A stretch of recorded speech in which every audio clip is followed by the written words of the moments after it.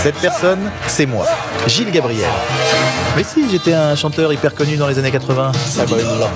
J'étais paré pour mon comeback, mais ce jour-là, ça a tourné autrement. On a pris beaucoup de temps pour écrire le film. C'est-à-dire qu'on est quand même sur ce projet depuis 4 ans, quoi. Ce qui est très long.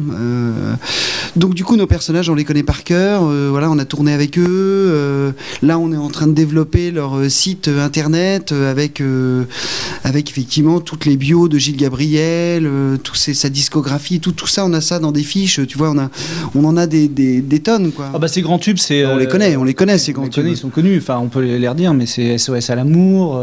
Love électrique. Voilà, Hétéro de toi.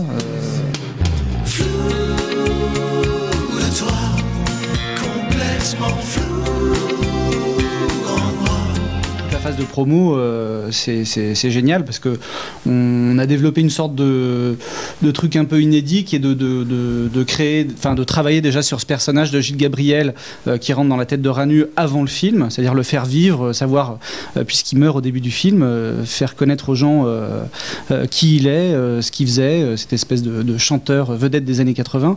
Et puis on a développé vachement plein de sites, plein de petits univers qu'on retrouve dans le film préalablement sur le net, quoi. Et ça, c'était vraiment marrant à faire.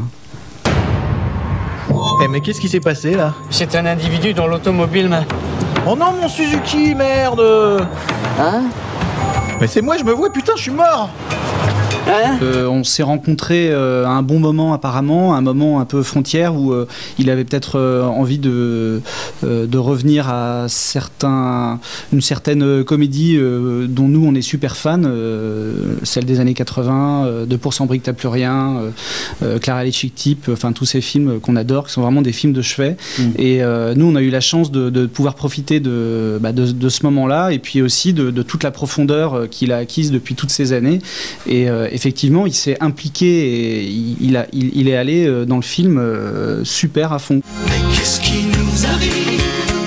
J'ai retrouvé la diapositive. Nous, on s'est rencontrés en 85 ou 86, c'était le début des Nuls, donc ouais, ça nous a vachement marqué, mais c'est vrai que la personnalité d'Alain fait qu'on oublie vite ça et on va plus loin, c'est-à-dire on est face à un mec qui travaille avec vous, qui est à l'écoute, qui rebondit énormément, qui est un producteur génial, qui sait vous entourer de manière super précise, compétente, en suggérant toujours des idées, mais de manière vachement modeste. Enfin, c'est quelqu'un de très précieux pour nous, pour le film qu'on a fait, et puis sans doute pour le cinéma français.